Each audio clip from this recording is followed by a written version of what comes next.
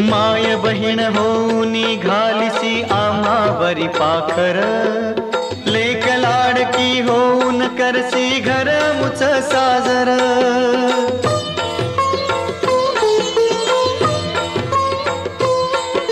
माय बहीण होऊन घालिसी आम्हावरी पाखर, लेक लाडकी होऊन करसी घर मुच साजर.